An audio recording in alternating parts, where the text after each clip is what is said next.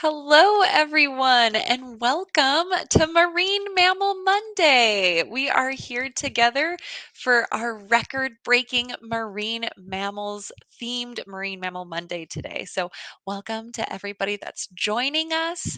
I'm so excited to get to go on this adventure with you all today, thinking about marine mammals and the amazing records that they have and hold and that they can break as well. So, it's pretty exciting.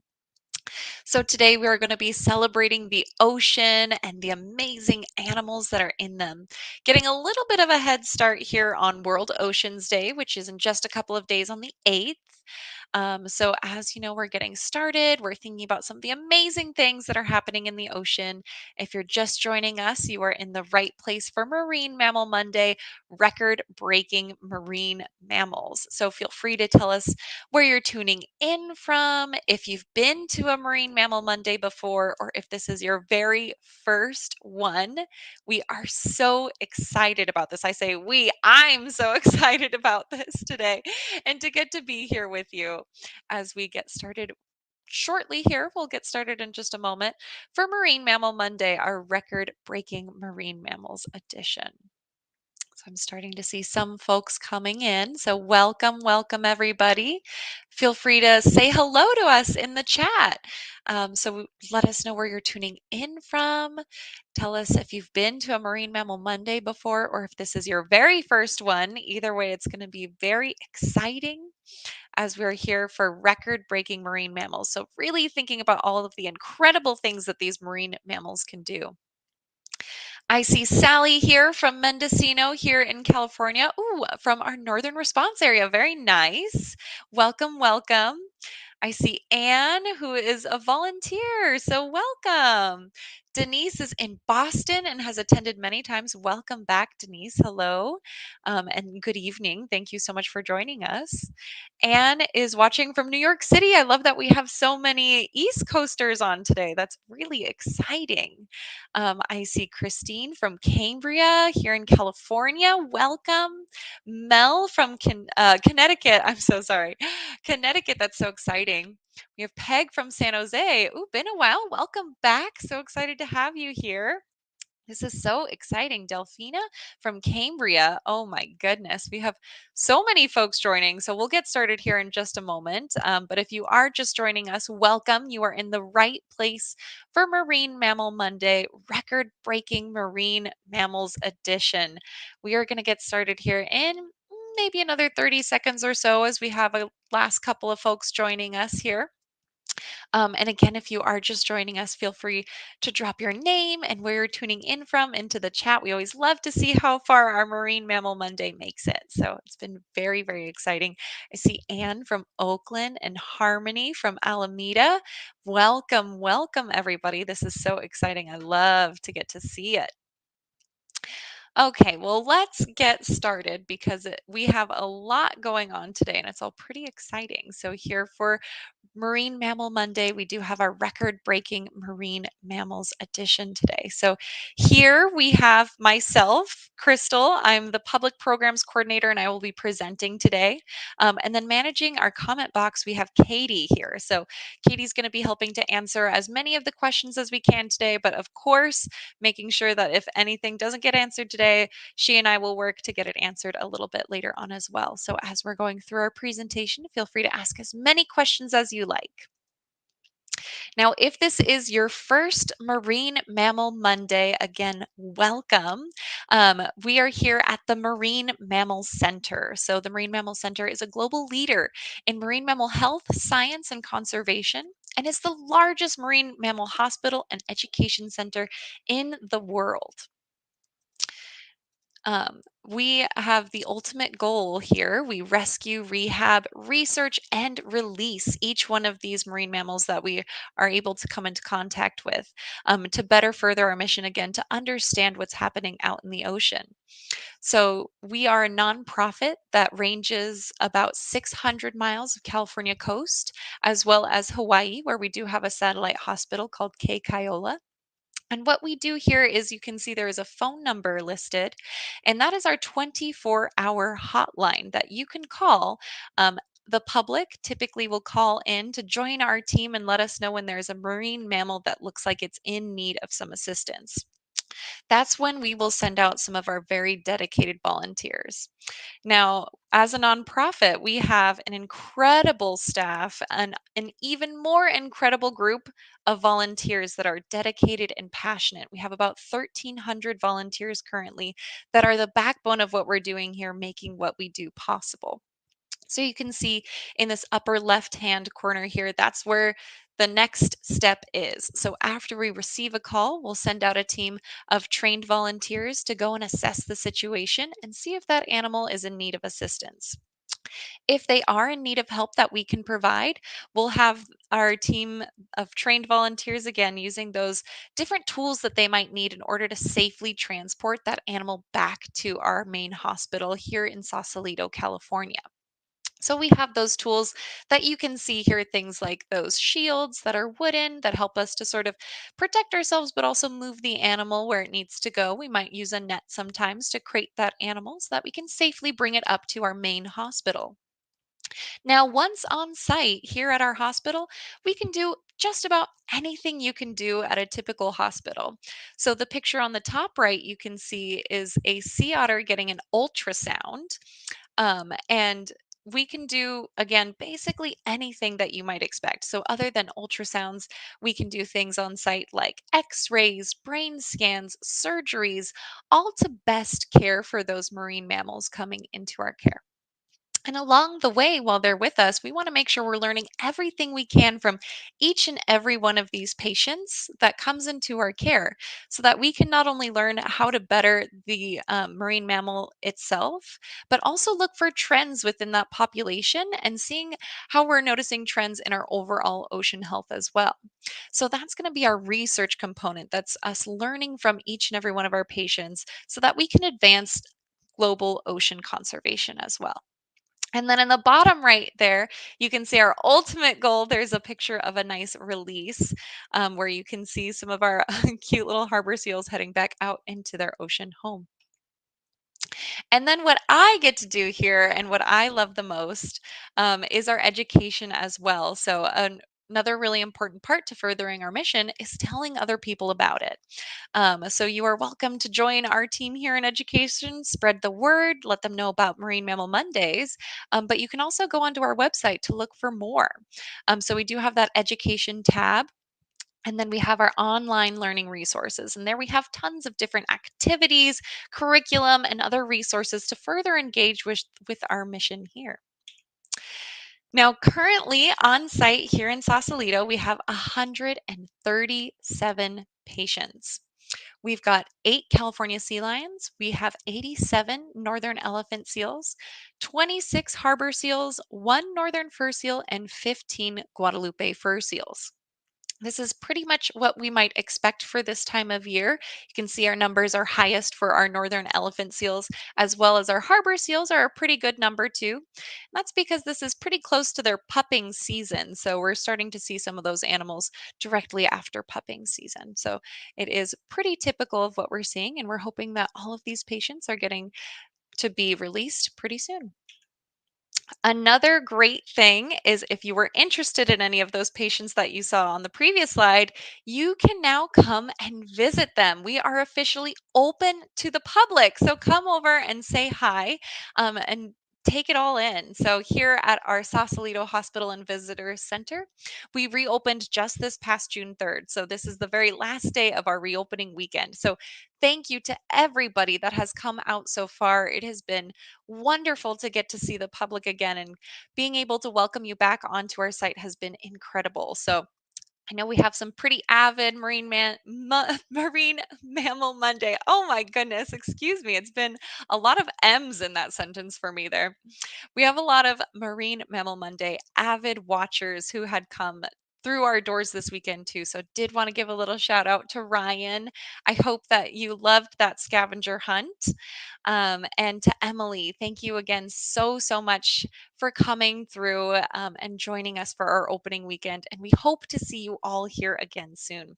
So again, for more information on how to visit our site, go onto our website. That's marinemammalcenter.org. Now, we are all here to think about Marine Mammal Monday and really dive into those record breaking marine mammals today. So, I thought that the very best way to think about those record breaking marine mammals, the amazing things they can do, the adaptations to the extreme so that they can succeed in their environment, thought the very best way for us to do that together was actually with some trivia. So, go ahead and get your fingers warmed up and ready because we are going to be asking you who you think hold these records. So let's start us out with who is the furriest animal in the world? Who's the furriest? Has the densest fur in the animal kingdom? Is it going to be A, river otters, B, northern fur seals, C, the sea otter, or D, the Arctic fox? I'll give us a couple of minutes as we think about who might be the furriest animal in the world. Oh my goodness, I'm seeing some great ones so far. I'm seeing a lot of sea. I see a lot of sea otter. Let's see if there's another one. I think they might be taking the cake today so far, which is pretty exciting. Oh my goodness, it looks like sea otters all around, and you are, in fact, correct. It is the sea otter. So, just as a little bit of background here for some of those other animals, too, because we always, they've got a lot of fur, but the furriest animal is, in fact, the sea otter. So our river otters, they're pretty good. They have about 450,000 hairs per square inch. If you were to make an OK sign with your hand, the space between your fingers is about a square inch or so. So that's a pretty good way to look at it. So 450,000 hairs, that seems like a lot. The northern fur seal has 300,000 hairs per square inch. The Arctic fox has 20,000 hairs per square inch, and the sea otter has up to 1 million hairs per square inch, which is incredible. It is over double that of the river otter, which is pretty incredible, especially when you think about humans. And about a square inch on a human, we get about 200 hairs per square inch, which I always think is so funny when we're comparing it to that 1 million hairs. So great job, everybody. That was lovely. You all crushed it. You all know that our sea otters are the furriest animal in the world. And I hope you're feeling warmed up because they only get trickier from here. Our next question: who is the loudest animal in the world? Is it the howler monkey? Is it the Weddell seal? Is it the bottlenose dolphin? Or is it the blue whale? Who do we think is the loudest animal in the world? Ooh, I'm already seeing some things that are different. So good. I'm glad I'm trying to make them a little bit trickier because you all did so well on that first one. I have to try a little bit. I'm seeing a lot of good ones. I'm seeing some howler monkey. I'm seeing some blue whale. This is pretty exciting. I tried to get as many of these photos also with their mouths open so that we can visualize how loud they are together and thinking about them just being nice and loud with us here. Ooh, I see what else? Seal. I see blue whale. Great job. These are excellent guesses. Okay, but the winner is the blue whale. So, the blue whale is the loudest animal in the entire world. You can actually hear a blue whale up to 1,000 miles away in the ocean, which is really incredible. So, thinking about this a little bit, and I'm going to start with the perspective this time. A jet engine, that really piercing noise that they make, is about 140 decibels. Now, on par with that is the howler monkey. They are also producing sounds at about 140 decibels. Then just below that, we've got our wet-l seals and our dolphins. So dolphins at about 138 decibels and our wet-l seal at 137 decibels. So all of these animals are incredibly loud.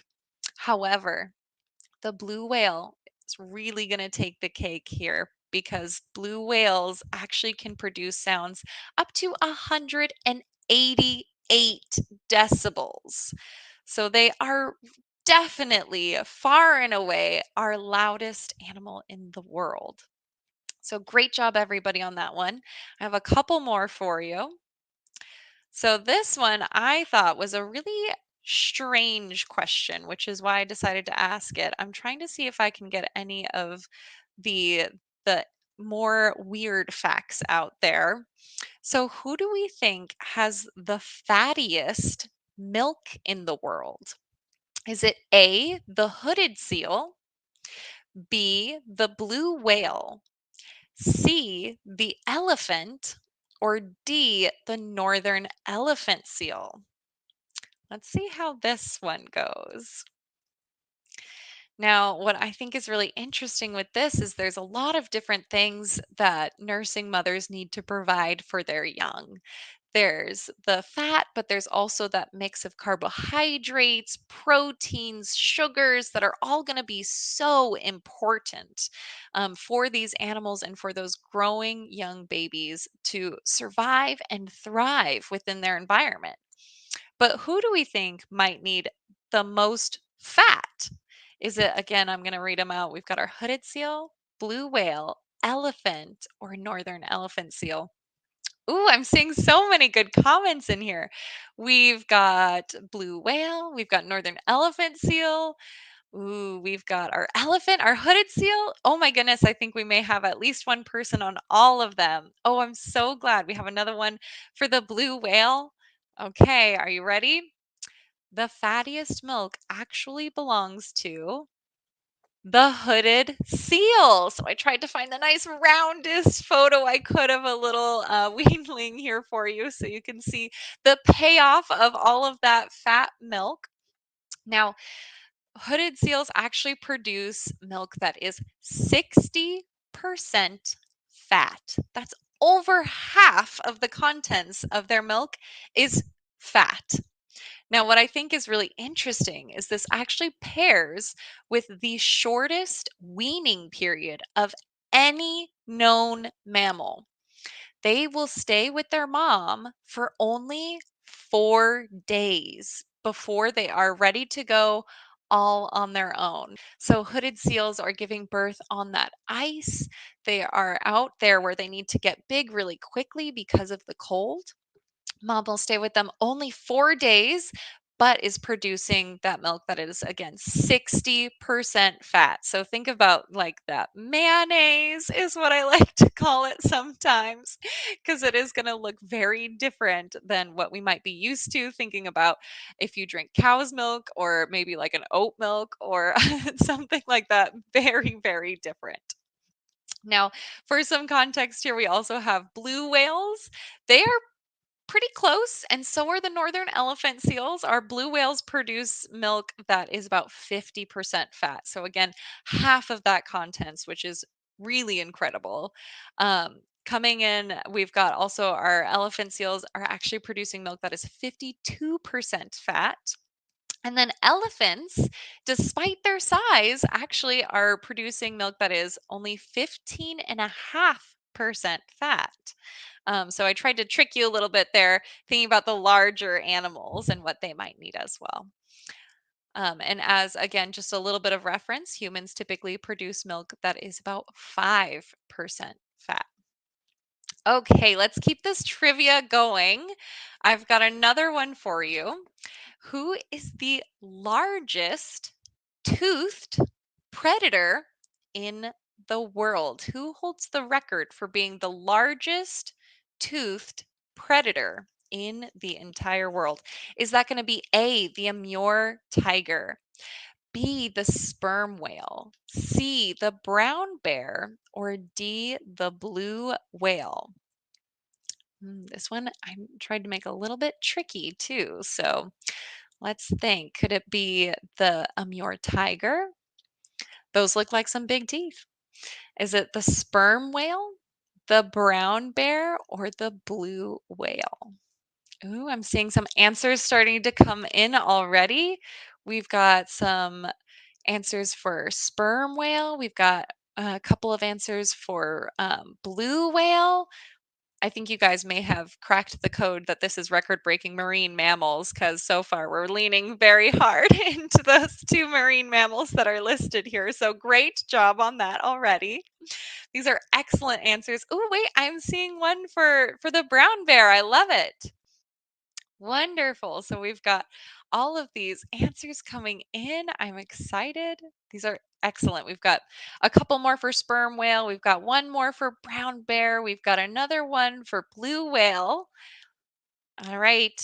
Now, this one is a little bit trickier because one of these animals is definitely the largest. But if you guessed blue whale, I was trying to trick you because blue whales actually have something called baleen rather than being toothed.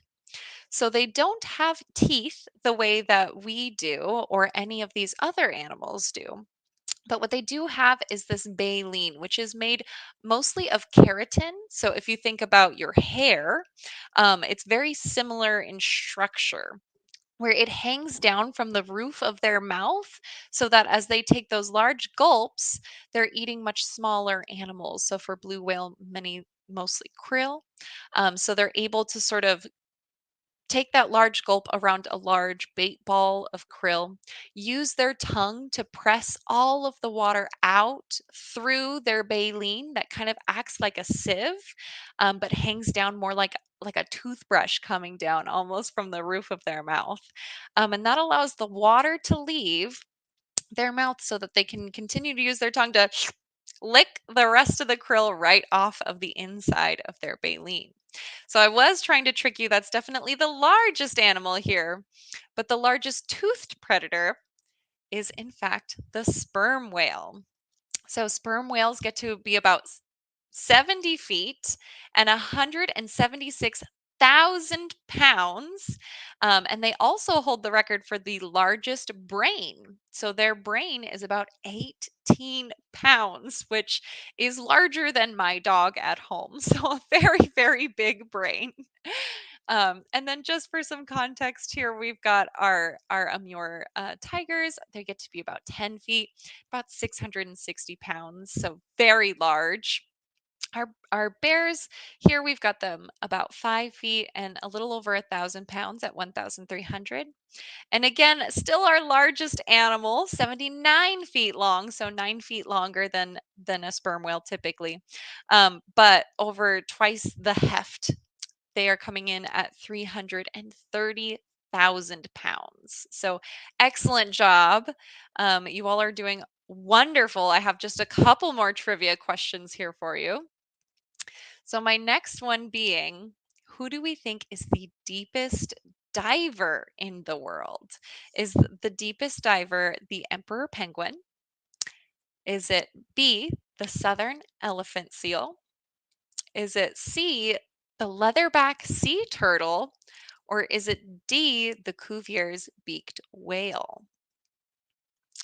Ooh, let's see. Who might be the deepest diver in the entire world? Nice. I'm seeing one for the southern elephant seal. Very nice guess. I'm seeing one for our emperor penguin and another one for our seal and our penguin. Very nice. This is going to go great. I'm very excited. Ooh, we have one for the Cuvier's beaked whale and one for the leatherback sea turtle. These are excellent, excellent guesses.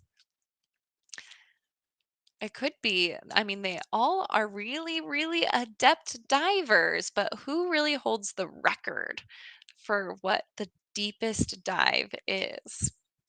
We've got another one for the emperor penguin. Very nice. Another southern elephant seal. And I'm seeing even another Cuvier's beaked whale. Very nice. Okay, so our answer is the Cuvier's beaked whale.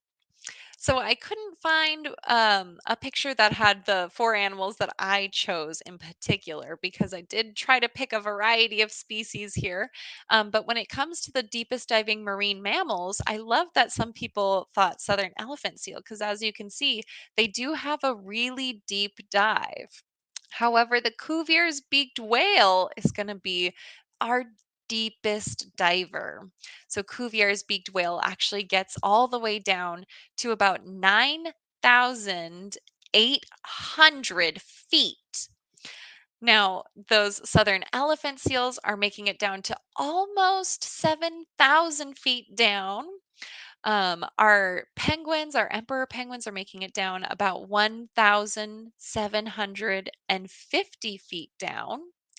And our leatherback sea turtles are going down about 4,200 feet down. This is really, really incredible.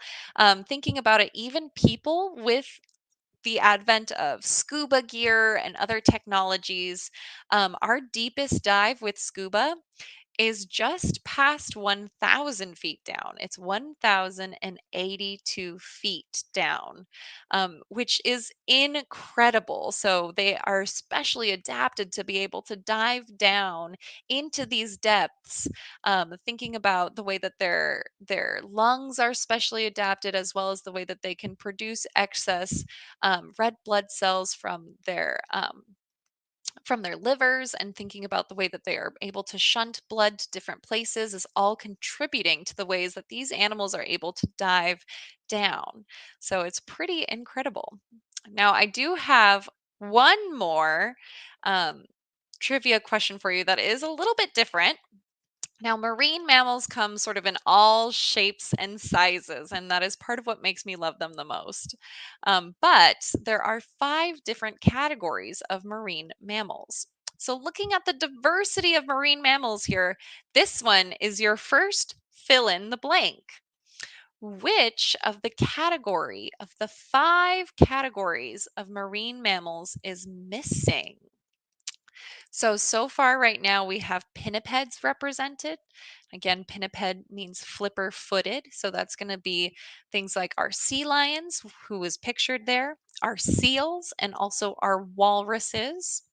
We have cetaceans in the center there. So that's going to include all different whales. So, including toothed and baleen whales are covered within cetaceans. So, that's going to be things like dolphins and humpbacks and blue whales. We have our polar bear category, which is a standalone, an extra specialized category for an extra specialized bear. And then we do at the bottom also have our sea otters there, which again, an extra special category, a standalone on its own. So I am missing one category of marine mammal. So who could be missing out of the five different kinds of marine mammals here?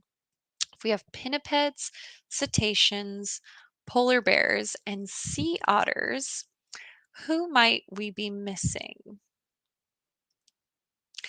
As a hint, they actually prefer warm water and they like to eat seagrass. That is a fan favorite amongst this animal. It's a very important part of their ecosystem. So, being out there with seagrasses and other algae is a big part of their diet. They are typically gray in color, quite round. Ooh, I'm seeing a lot of good guesses so far. I'm seeing manatees, reptiles, sea turtles, manatees, sea cows. I love it. And you are all pretty right. We're missing those sirenians. So sirenians encompasses manatees as well as dugongs and those sea cows that were also alluded to, which is kind of what we call some of them. There was an actual sea cow, a stellar sea cow as well. Um, and and mermaids. I love that comment, definitely. So we've got our mermaids is what we have called them for sure. So we've got our Sirenians as our last category. Okay. Now, thinking about the amazing world of marine mammals, we're looking at this huge list of biodiversity within just that group of five different marine mammals. Now, this is just a small portion of the biodiversity that encompasses our Earth. So, thinking that biodiversity is the number and variety of plants, animals, and other organisms that we have here on Earth. So, we know that every single living thing, from the tiniest of krill to the largest of blue whales, is playing a really integral role in supporting life on Earth. And greater biodiversity builds resilience and sustainability. So, thinking about sustainability in particular, meaning that we can continue on with the way that things are, having the animals and the biodiversity that we have on our planet makes it so that our planet can function as normal and continue to move on. So, to celebrate some of the biodiversity and some of the places that are a little bit harder to get to, we do have our World Oceans Day celebration. So we have on June 8th a World Oceans Day, and you can find out a little bit more information on this from worldoceansday.org. That's written down at the bottom as well. And World Oceans Day is pretty exciting. They do have sort of a theme to every single one of them. This year it is going to be happening on June 8th. And the theme for this year is revitalization, collective action for the ocean. We know that we can make the biggest impact when we act as a team together. Now, the ocean connects, sustains, and supports us all, thinking about that biodiversity especially. Yet the health of the ocean is at a tipping point, and so is the well being of everything that depends on it. So, as these past years have shown us, we need to work together to create a new balance with the ocean that no longer depletes its bounty, but instead restores its vibrancy and brings it new life. So, as we are approaching our World Oceans Day and thinking more about how we can celebrate the ocean, I want us to also think about the way that we use the resources that we get from the ocean and how we can use resources to help the ocean. Now, I'll dive into that in a little moment. But before I move on to the next slide, I am seeing that we had a question that Carrie had asked if Serenians actually sing. And I love that question. Serenians do make noises. I wouldn't necessarily call them songs in the same way that you could call whales to be having songs as well. Um, but they definitely do vocalize. They make noises. I'm not sure it would be on a CD as a song, though. Now, thinking about our ocean, I do want to connect it here. So, our ocean is something that connects us all. So, we can see that these currents that are mapped here are showing darker sort of blue currents for darker, colder water. And that bright red, it's not actually red, but just to show heat here, of that warmer water and how that's maneuvering through our world. So our ocean does connect us all here. It covers more than 70% of the planet's surface, and is truly the lifeblood of the Earth. Because of these currents and the way that that moves, covering so much of our surface, it actually drives weather, it regulates temperature, and ultimately it supports all living organisms. So, throughout history, the ocean has been a vital source of sustenance, transport, commerce, growth, and even inspiration. So, even with that, for our reliance on our ocean, more than 80% of this vast underwater realm remains unobserved and unexplored. So, thinking about how we can continue to do this research, what there is still yet for us to learn, and what sorts of records might be being broken without us even knowing is to be discovered still. So, we're really excited to continue thinking about the ways that we do research on the ocean, in the ocean, and thinking about how we can learn more from it to best care for it. Now, if you're ever curious about research that's happening here at the Marine Mammal Center, you can always check out our website as well. We have a tab for science and conservation that you can explore. But to think more critically about the ocean and thinking about what we already know about the ocean, I want to zero in on an animal that can be found all over the ocean. Now, this is a whale that can be found worldwide. So I'm going to bring us here where we can see sort of all of the whales of the world in this poster. And I am going to talk about a whale that I want you to guess. Here's our last trivia, I promise. But I want to talk about a whale that can be found all over the world that has the largest ratio for pectoral fins, those are the ones down at the front, to body size. So, which one of these whales do you think would have the largest pectoral fins to body size? Now, just so that we can take a deeper dive into this picture here as well, thinking about the two different kinds of whales, we have our baleen whales and we have our toothed whales. All of the whales that are on the right facing towards the center are toothed whales. All of the whales on the left facing towards the center are our baleen whales. Okay. Starting to see some of those guesses coming in. And if you guessed the humpback whale, oh my goodness, I'm starting to stutter. You are absolutely right. So humpback whales have the largest of that pectoral fin. You can kind of see here how large it is compared to their body size. Thinking about all of these other whales that we see around that have much shorter pectoral fins compared to their body size. So, humpback whales are incredible animals. They get to be about 40 to 50 feet long and about 36 metric tons. So, they are huge. And not only with being just a huge animal, being found all over the world, they have a huge impact on the health and well being of our ocean and our greater shared earth as well. Now, we all know that whales play an important role in their food webs, but today I actually want to dive into one of their lesser mentioned goodness of whales, which is actually the wonder of whale poop. I have a short video coming up here next. On a couple of slides that I want to share a little bit more about. It talks a lot about the wonders of whale poop. But to show a little bit about where these animals are, there are a couple of different populations of humpback whales. There are 14. And here we can see sort of their impact in the way that they navigate our planet.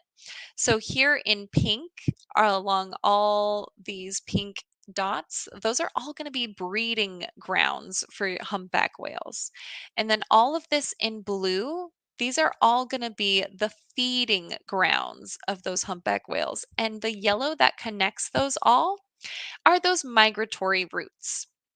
Now, these animals are calving, they're breeding and having their babies in those warmer waters so that as they give birth to their young, who are typically still quite small comparatively for a whale, they have time to bulk up on mom's milk and get nice and fatty so that they can endure the temperatures of those colder waters towards the poles. Now, those colder waters hold a lot of nutrients and can actually sustain them by having a lot of different food sources for those animals as well. So, that's part of why they're making that large migration so that they're feeding and breeding in two separate areas. So, this is just showing again some of the difference in where they're going and why they're moving to those spaces. Now, I know I just talked about how we're about to talk whale poop. And to give a little bit of context, in the video, they're going to be talking about not just poop, but also carbon and specifically carbon dioxide. Now, just so that we're all on the same page, carbon dioxide is something we see a lot on our Earth as an invisible gas in our atmosphere. And the ocean is actually carbon dioxide's greatest sink, meaning that it will take carbon dioxide that invisible gas out of the atmosphere and trap it into the waters. So that's just a little bit of background as we get started here with this video. Help to sustain the entire living system of the ocean. Whales feed at depth in waters that are often pitch dark, and then they return to the surface to the photic zone, where there's enough light for photosynthesis to happen. There they release what biologists call fecal plumes, vast outpourings of poo, poonamis. These plumes are rich in iron and nitrogen, nutrients which are often very scarce in the surface waters. And these nutrients fertilize the plant plankton that lives in the only place where plants can survive, the photic zone. Fertilizing the surface waters isn't the only thing the whales do. By plunging up and down through the water column, they also keep kicking the plankton back up into the photic zone, giving it more time to reproduce before it sinks into the abyss. Even today, though whale populations have been greatly reduced, the vertical mixing of water caused by movements of animals up and down through the column of the oceans is astonishingly roughly the same as the amount of mixing caused by all the world's wind and waves and tides. More plant plankton means more animal plankton, on which the larger creatures then feed. In other words, more whales means more fish and krill. But the story doesn't end here, because plant plankton not only feeds the animals of the sea, it also absorbs carbon dioxide from the atmosphere. When eventually it sinks to the ocean floor, it takes this carbon out of circulation down to a place where it remains for thousands of years. The more whales there are, the more plankton there is. The more plankton there is, the more carbon is drawn out of the air. When whales were at their historical populations, before great numbers of them were killed, it seems that they might have been responsible for removing tens of millions of tons of carbon from the atmosphere every year. Whales change the climate. Help to sustain. So, we were talking a lot here about carbon dioxide and how that poop makes a difference, which I think is lovely. I love when he calls it a punami. But thinking about that and how that affects our climate. So, the reason that this matters is that the ocean absorbs about 20%, 25%, excuse me, of our carbon emissions. Now, what I mean when I'm talking about carbon emissions is thinking about when we're burning fossil fuels like coal, oil, and gas, we're releasing carbon dioxide into the atmosphere. Now, once in the atmosphere, it builds up and creates almost like a gassy blanket around the earth. It adds to the blankets that are already present there, already building up. So, as it goes from a regular amount of carbon dioxide to a rampant amount of carbon dioxide, that blanket gets too thick and traps heat in around the earth. And all of that heat is warming up our land, air, and sea. Now, this is important for us because we want to make sure we are taking care of this, and the whales are doing an excellent job with it so far. So, whales can actually continue to not only provide poop that is going to allow them to absorb that carbon by creating those blooms of that phytoplankton, but they can also absorb it within their own bodies. So they can absorb about 33 tons of carbon over their lifetime. And when you compare that to a tree, and granted, this is a picture of many trees, but to a single tree is going to absorb about 40 pounds of carbon over its lifetime. So one whale is worth more than 1,000 trees when it comes to sequestering carbon, taking it out of the atmosphere.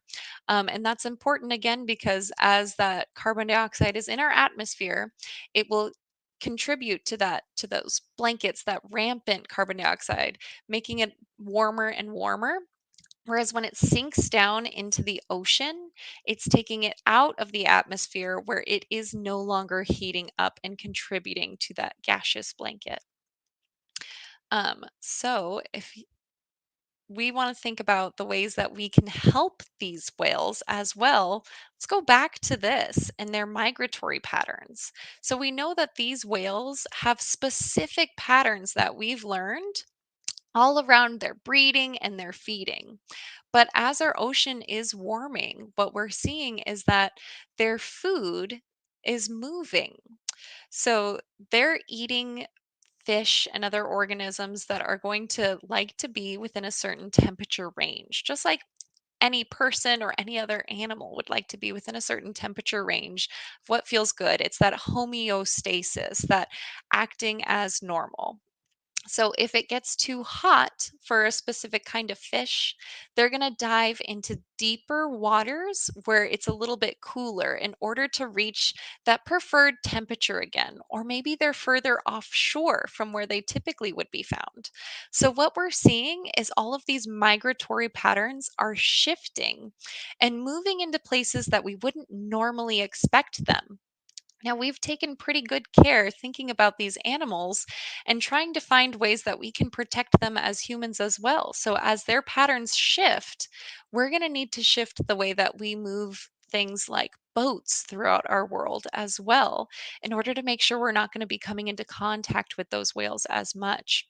As well as just thinking about the fact that they might be really, really pushing themselves to get from those warmer waters closer to the equator, and they might have to go further and further to the poles, um, maybe needing to take different kinds of breaks along the way. We're finding whales in places that we aren't used to seeing them. So, to make it a little bit easier for the whales and to think a little bit more like a whale yourself, I'm going to encourage you to think again about how we're celebrating World Oceans Day. It is that collective action. Let's take an action that we know is going to make the biggest amount of difference. So, with one ocean and one climate together, we can work into thinking about the ways that we use energy and how we're using energy. So, here at the Marine Mammal Center, we are part of a community choice aggregation. Um, and what this is basically is it's a way for communities to come together to think about the way that they're using energy and where they want to get that energy from. So if you're interested in getting renewable resources to power your homes or your schools, or your office buildings, this is a great option because you don't actually need to own your space in order to have renewable energy powered into your building. So you can do this as a renter or even as an owner if you do own. This is another great option. So it works with existing PG&E power lines, um, to route it directly to you. So nothing major infrastructure changes. However, you're able to check the box to say that you would like all of your energy or a portion of your energy to come from renewable sources that we know are not going to add to the carbon dioxide blanket around our earth. Now, what's really special is this is something that's currently already available in 10 different states. So if you're here in the US and you're in places like California, Illinois, Maryland, Massachusetts, New Hampshire, New Jersey, New York, Ohio, Rhode Island, or Virginia, this is currently an option that you can take in your own homes or other buildings if you want to get together with, maybe a school or another building, a community space that you enjoy. This is something that might be a good option for you.